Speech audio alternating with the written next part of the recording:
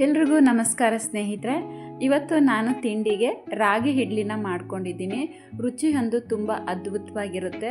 1 glass ರಾಗಿ ಇದ್ದರೆ ಸಾಕು, ನಾವು ಇಷ್ಟೇ ಹತ್ತಿಯಂತೆ ಮೃದುವಾಗಿ ಸ್ಪಂಜಿ ಥರ ಇರುವಂತಹ ರಾಗಿ ಇಡ್ಲಿನ ಮಾಡ್ಕೋಬೋದು. ಬನ್ನಿ ಸ್ನೇಹಿತರೆ, ಇವತ್ತು ನಾನು ಈ ರಾಗಿ ಇಡ್ಲಿನ ಯಾವ ರೀತಿಯಾಗಿ ಮಾಡ್ಕೊಂಡಿದ್ದೀನಿ ಅಂತೇಳಿ ನೋಡೋಣ. ಬನ್ನಿ ಸ್ನೇಹಿತರೆ, ನಾನಿಲ್ಲಿ ಮೊದಲೇದಾಗಿ 1 ಗ್ಲಾಸಷ್ಟು ರಾಗಿನ ತೊಗೊಂಡಿದ್ದೀನಿ. ಅದೇ ಗ್ಲಾಸಲ್ಲಿ ನಾನಿಲ್ಲಿ ಅರ್ಧ ಗ್ಲಾಸಷ್ಟು ಉದ್ದಿನಬೇಳೆನ ಸೇರಿಸ್ಕೊಳ್ತಾ ಇದ್ದೀನಿ. ಇಷ್ಟನ್ನು ಒಂದು 4ರಿಂದ 5 ಸತಿ ತೊಳೆದುಕೊಳ್ಳೋಣ. ನಾನು 4ರಿಂದ 5 ಸತಿ ತೊಳೆದ್ಬಿಟ್ಟು ಇಟ್ಕೊಂಡಿದ್ದೀನಿ. ಇದನ್ನು ಒಂದು 6 ಅವರ್ ನೆನೆ ಹಾಕ್ಕೊಳ್ಳೋಣ ಸ್ನೇಹಿತರೆ.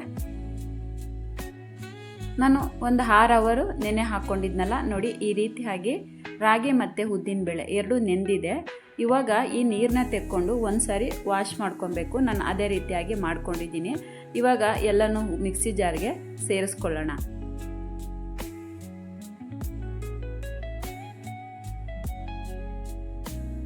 ಇದ್ರ ಜೊತೆಲಿ ನಾನು ಸ್ವಲ್ಪ ನೀರನ್ನ ಸೇರಿಸ್ಕೊಳ್ತೀನಿ. ಜಾಸ್ತಿ ಸೇರಿಸ್ಕೊಳ್ಳೋದು ಬೇಡ, ಸ್ವಲ್ಪ ನೀರನ್ನ ಸೇರಿಸ್ಕೊಂಡು ನಾನು ನುಣ್ಣಗೆ ರುಬ್ಕೊಂಡಿದ್ದೀನಿ.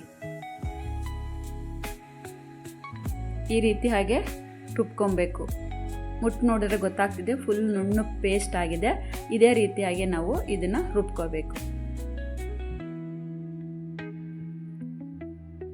ಈ ಹಿಟ್ಟನ್ನ ನಾನಿಲ್ಲಿ ಒಂದು ಬೌಲ್ಗೆ ಸೇರಿಸ್ಕೊಳ್ತಾ ಇದ್ದೀನಿ. ಎಲ್ಲ ಹಿಟ್ಟನ್ನು ಬೌಲಿಗೆ ಸೇರಿಸ್ಕೊಂಡಿದ್ದೀನಿ. ಇವಾಗ ನಾನು ಇದಕ್ಕೆ ಸ್ವಲ್ಪ ರುಚಿಗೆ ತಕ್ಕಷ್ಟು ಉಪ್ಪನ್ನ ಸೇರಿಸ್ಕೊಳ್ತಾ ಇದ್ದೀನಿ. ನಾನು ರಾಗಿ ಯಾವ 1 ಗ್ಲಾಸಲ್ಲಿ ರಾಗಿ ತೊಗೊಂಡಿದ್ನೋ ಅದೇ ಗ್ಲಾಸಲ್ಲಿ ನಾನಿಲ್ಲಿ ಅರ್ಧ ಕಪ್ಪಷ್ಟು ಅಕ್ಕಿ ತರಿನ ಸೇರಿಸ್ಕೊಳ್ತಾ ಇದ್ದೀನಿ. ಅಕ್ಕಿ ತರಿ ಇಲ್ಲ ಅಂದರೆ ಬೇಕಾದ್ರೆ ನಾವು ಮಾಮೂಲಿ ರೆಗ್ಯುಲರಾಗೆ ಬಳಸೋ ಅಂಥ ಉಪ್ಪಿಟ್ಟು ಮಾಡೋದಕ್ಕೆ ಬಳಸ್ಕೊಳ್ತೀವಲ್ಲ, ಅದೇ ರವೆನ ಸೇರಿಸ್ಕೋಬೋದು. ಇಷ್ಟನ್ನು ಹಾಕಿಬಿಟ್ಟು ನಾನಿಲ್ಲಿ ಮಿಕ್ಸ್ ಮಾಡ್ಕೊಳ್ತೀನಿ. ಅಕ್ಕಿ ತರಿ ಮತ್ತು ಉಪ್ಪು ಇಷ್ಟನ್ನು ಹಾಕಿ ಚೆನ್ನಾಗೆ ಮಿಕ್ಸ್ ಮಾಡ್ಕೊಬೇಕು. ಇದರಲ್ಲಿ ಏನು ಟ್ರಿಕ್ಸ್ ಅಂದರೆ, ನಾನಿಲ್ಲಿ ಸೋಡಾ ಎಲ್ಲ ಬಳಸ್ಕೊಳ್ಳೋದಿಲ್ಲ, ಹಾಗೇ ಮಾಡ್ಕೊಳ್ತಾ ಇದ್ದೀನಿ. ಸ್ವಲ್ಪ ಸೋಡಾ ಅವಾಯ್ಡ್ ಮಾಡೋದ್ರಿಂದ ಸ್ವಲ್ಪ ಆರೋಗ್ಯಕ್ಕೂ ಕೂಡ ತುಂಬಾ ಒಳ್ಳೆಯದು. ಈ ಹಿಟ್ಟನ್ನ ಚೆನ್ನಾಗಿ ಮಿಕ್ಸ್ ಮಾಡ್ಕೊಬೇಕು. ಆದಷ್ಟು ಕೈಯಲ್ಲಿ ಮಿಕ್ಸ್ ಮಾಡಿಕೊಂಡ್ರು ಸಹ ತುಂಬ ಚೆನ್ನಾಗಿರುತ್ತೆ. ಹಗುರವಾಗಿ ಹಾಕಬೇಕು ಹಿಟ್ಟು. ಆ ರೀತಿಯಾಗಿ ನಾವು ಮಿಕ್ಸ್ ಮಾಡ್ಕೊಬೇಕು. ಆ ರೀತಿಯಾಗಿ ಮಿಕ್ಸ್ ಮಾಡಿಕೊಂಡ್ರೆ ಬೆಳಗ್ಗೆಗೆ ಹಿಟ್ಟು ಫರ್ಮೆಂಟೇಷನ್ನು ಆಗೋದು. ನಾನು ಸ್ವಲ್ಪ ಮಿಕ್ಸಿ ಜಾರಲ್ಲಿ ನೀರನ್ನ ಸೇರಿಸ್ಬಿಟ್ಟು ಈ ರೀತಿ ಹಾಗೆ ಮಿಕ್ಸ್ ಮಾಡ್ಕೊಂಡಿದ್ದೀನಿ. ಹಿಟ್ಟು ಇವಾಗ ರೆಡಿ ಆಗಿದೆ. ಇದನ್ನು ಒಂದು 6 ಅವರ್ ರೆಸ್ಟಿಗೆ ಬಿಟ್ಕೊಳ್ಳೋಣ. ಅಂದರೆ ಬೆಳಗ್ಗೆ ತಿಂಡಿ ಮಾಡ್ಕೊಳ್ತೀವಿ ಅಂದರೆ ನೈಟ್ ಈ ರೀತಿಯಾಗಿ ಮಾಡಿಟ್ಕೊಬೇಕು. ನೋಡಿ ಸ್ನೇಹಿತರೆ, ಬೆಳಗ್ಗೆಗೆ ತೆಗೆದ್ರೆ ಈ ರೀತಿಯಾಗಿ ಹಿಟ್ಟು ಉಬ್ಬಿ ಬಂದು ಹಗುರವಾಗಿದೆ. ಈ ರೀತಿಯಾಗಿ ಹಾಕಬೇಕು ಅಂದರೆ ಮೊದಲು ಏನಂದರೆ ಹಿಟ್ಟನ್ನ ಕೈಯಲ್ಲಿ ಆದಷ್ಟು ಚೆನ್ನಾಗಿ ಕಲಿಸ್ಕೊಬೇಕು. ನಾನು ಅದೇ ರೀತಿಯಾಗಿ ಮಾಡಿಕೊಂಡು ಇಟ್ಕೊಂಡಿದ್ದೀನಿ ಸ್ನೇಹಿತರೆ. ಇವಾಗ ಇದ್ರ ಜೊತೆಲಿ ನಾನು ಸ್ವಲ್ಪ ಸಬ್ಬಕ್ಕಿ ಸೊಪ್ಪನ್ನ ಸೇರಿಸ್ಕೊಳ್ತಾ ಇದ್ದೀನಿ. ತುಂಬ ಚೆನ್ನಾಗಿರುತ್ತೆ, ಸೇರಿಸ್ಕೊಂಡ್ರೆ ರುಚಿ ಅಂತೂ ಅದ್ಭುತವಾಗಿರುತ್ತೆ.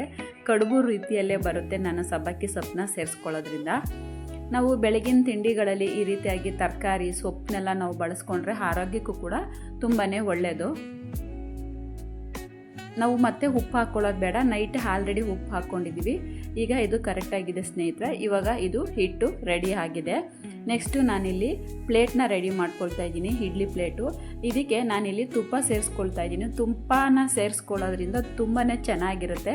ಮಕ್ಕಳಿಗೇನಾದರೂ ನಾವು ತಿನ್ನಿಸ್ಬೇಕಾದ್ರೆ ಹಾಗೇ ಚಟ್ನಿ ಸಾಂಬಾರು ಇಲ್ಲದೇ ಸಹ ನಾವು ಹಾಗೇ ಬಿಸಿ ಬಿಸಿ ಇಡ್ಲಿನ ತಿನ್ನಿಸ್ಬೋದು. ಈ ರೀತಿಯಾಗಿ ತುಪ್ಪ ಹಾಕಿಬಿಟ್ಟು ಮಾಡ್ಕೊಳ್ಳೋದ್ರಿಂದ ನಮಗೂ ಸಹ ತುಂಬ ಚೆನ್ನಾಗಿರುತ್ತೆ, ರುಚಿ ತುಂಬ ಹೆಚ್ಚುತ್ತೆ. ಎಲ್ಲನೂ ಹಿಟ್ಟನ್ನ ಇಡ್ಲಿ ಪ್ಲೇಟ್ಗೆ ಸೇರಿಸ್ಕೊಳ್ಳೋಣ. ನಾನು ಆಲ್ರೆಡಿ ಪಕ್ಕದಲ್ಲಿ ನಾನಿವಾಗ ಗ್ಯಾಸ್ ಮೇಲೆ ನಾನು ನೀರನ್ನ ಕುದಿಯೋದಕ್ಕೆ ಇಟ್ಕೊಂಡಿದ್ದೀನಿ ಇಡ್ಲಿ ಪಾತ್ರೆಯಲ್ಲಿ. ವಾರಕ್ಕೊಂದಿನ ಈ ರೀತಿಯಾದಂಥ ಡಯಟ್ ಫುಡ್ಗಳನ್ನ ತಿನ್ನೋದ್ರಿಂದ ಆರೋಗ್ಯಕ್ಕೂ ಕೂಡ ತುಂಬಾ ಒಳ್ಳೆಯದು. ಮಾಡ್ಕೊಳ್ಳೋದು ಸಹ ತುಂಬಾ ಸುಲಭವಾಗಿ ನಾವು ಮಾಡ್ಕೋಬೋದು ಸ್ನೇಹಿತರೆ. ನಾವು ಈ ರೀತಿಯಾಗಿ ನೀರು ಕುದಿ ಬಂದಮೇಲೆ ಇಡ್ಲಿ ಪ್ಲೇಟ್ನ ಜೋಡಿಸ್ಕೊಬೇಕು. ನೋಡಿ, ಇದನ್ನು ಒಂದು 10 ನಿಮಿಷ ಮಂದ ಉರಿಲಿ ಬೇಯಿಸ್ಕೊಂಡ್ರೆ ಸಾಕು. ನೋಡಿ, ಪರ್ಫೆಕ್ಟ್ ಅಳತೆಯಲ್ಲಿ ಬೆಂದಿದೆ, ಕೈಗೂ ಸಹ ಅಂಟ್ತಾ ಇಲ್ಲ. ಆ ಸಬ್ಬಕ್ಕಿ ಸೊಪ್ಪಿನ ಫ್ರೇಗ್ನೆನ್ಸ್ ಅಂತೂ ತುಂಬ ಚೆನ್ನಾಗಿ ಬರ್ತಾ ಇದೆ ಸ್ಟೀಮ್ ಮಾಡ್ಕೊಂಡಿರೋದ್ರಿಂದ ಸ್ನೇಹಿತರೆ. ಬಿಸಿ ಬಿಸಿಯಾದಂತಹ ರಾಗಿ ಇಡ್ಲಿ ರೆಡಿ ಆಗಿದೆ. ಇವಾಗ ಪ್ಲೇಟಿಗೆ ತೆಕ್ಕೊಳ್ಳೋಣ.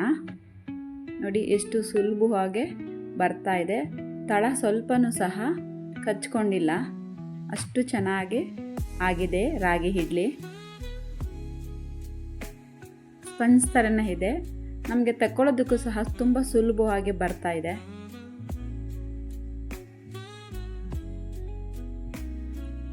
ಎಲ್ಲ ಇಡ್ಲಿನೂ ಅದೇ ರೀತಿಯಲ್ಲಿ ಬರ್ತಾ ಇದೆ ಸ್ನೇಹಿತರೆ. ನೋಡಿ, 1 ಗ್ಲಾಸ್ ರಾಗಿ, ಅರ್ಧ ಗ್ಲಾಸ್ ಅಕ್ಕಿ ತರಿ ಇದ್ದರೆ ಸಾಕು, ಇಷ್ಟು ಸುಲಭವಾಗಿ ಮಾರ್ನಿಂಗ್ ತಿಂಡಿನ ನಾವು ರಾಗಿ ಇಡ್ಲಿನ ಮಾಡ್ಕೋಬೋದು ಸ್ನೇಹಿತರೆ. ಇಷ್ಟೇ ಸಿಂಪಲ್ ಆದಂತಹ ರೆಸಿಪಿ. ಈ ರೆಸಿಪಿ ನಿಮಗಿಷ್ಟ ಆದರೆ ಶೇರ್ ಮಾಡಿ, ಲೈಕ್ ಮಾಡಿ, ಮತ್ತು ಇನ್ನಷ್ಟು ವಿಡಿಯೋಗಳಿಗಾಗಿ ನನ್ನ ಚಾನಲ್ನ ಸಬ್ಸ್ಕ್ರೈಬ್ ಮಾಡ್ಕೊಳ್ಳಿ ಸ್ನೇಹಿತರೆ. ಎಷ್ಟು ಮೃದುವಾಗಿ ಸಾಫ್ಟಾಗಿ ಆಗಿದೆ, ನೀವು ನೋಡ್ತಾ ಇದ್ದೀರಲ್ವ ಸ್ನೇಹಿತರೆ.